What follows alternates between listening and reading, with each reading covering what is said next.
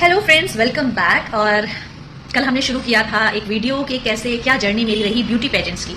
तो मैं आपको बता दूं कि मैंने ये शुरुआत की 2018 में।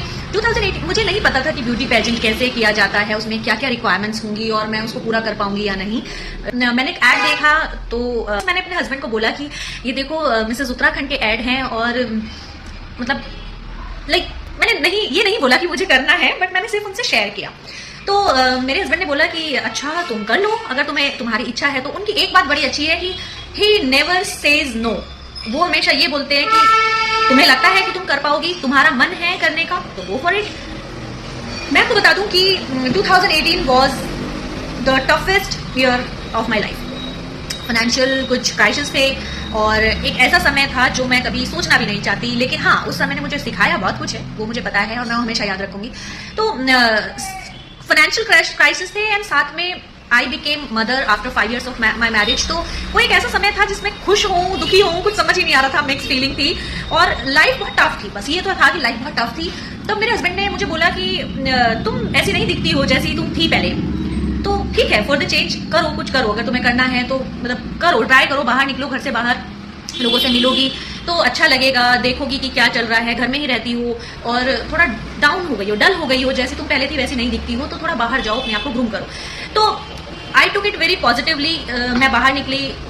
Late me tell you guys, कोई भी पेजेंट करने के लिए हमें फीस पे करनी होती है और उसमें भी मुझे चार्जेस पे करने थे and financially I was very down at that time. तब मैंने अपने हस्बैंड को बोला कि उसमें तो फीस भी जाएगी।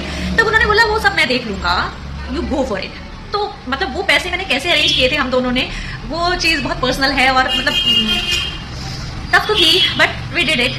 तब मैंने उसमें अप्लाई किया और मेरा बेटा उस समय 8 months का था, 7-8 months का था और उसको मैंने कभी छोड़ा नहीं था कितनी भी देर के लिए। तब मुझे ट्रेनिंग के लिए जाना होता था फॉर 2 hours, जिसमें हमें ग्रूमिंग बताई जा रही थी, वॉक प्रैक्टिस कराई जा रही थी। तो मैं डेली उसको छोड़ के 2 घंटे 3 घंटे के लिए जाती थी। तो मन में एक डर भी था कि मैं ये कर रही हूँ, इसमें पैसा लगा रही हूँ, वो भी इस समय में जब पैसा बहुत अहमियत रख रहा है हम दोनों की लाइफ में, और कहीं मतलब एक क्वेश्चन मार्क ना लग जाए मुझ पर कि क्या ही किया, बर्बाद कर दिया पैसा। तो मैं जाती थी 2 घंटे के लिए, तो वो टाइम भी टफ लगता था कि क्यों ही जा रही हूँ, बच्चा रोने लग जाएगा, मतलब बीइंग अ मदर हम ये सब सोचने लग जाते हैं। लेकिन जब मेरा पेजेंट पास आ रहा था तो मुझे डर भी था और ये भी था कि कोई बात नहीं, मतलब मैं कुछ सीख रही हूँ, मैं अपने आप को चेंज कर रही हूँ। और लेट मी टेल यू, जो उस समय मैंने सीखा है ना, वो आज तक मैं अपने अंदर महसूस करती हूँ। उस समय से मेरे अंदर एक ट्रांसफॉर्मेशन आना शुरू हुआ था और वो चीज़ आज तक मेरे अंदर है। कॉन्फिडेंस पहले से ही था मेरे अंदर, बट एक स्टेज फियर हर किसी के अंदर होता है।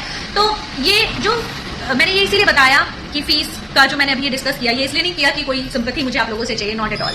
मैंने ये इसलिए बताया कि कई बार सिचुएशन हमारे बिल्कुल विपरीत होती है, हमें लगता है कि हम नहीं कर पाएंगे और ये पैसा जो हम यहाँ पर दे रहे हैं ये हमारे किसी और काम आ जाएगा। जब आप बहुत परेशान चल रहे होते हैं पैसे को लेके, तब आप 1-1 रुपए की कीमत समझ रहे होते हैं। तो जब पैसा आपके लिए बहुत इंपॉर्टेंट है और तब आप पैसा अपने एक किसी ख्वाहिश के लिए, एक शौक के लिए खर्च कर रहे हैं, ये अपने आप में बहुत बड़ी बात है।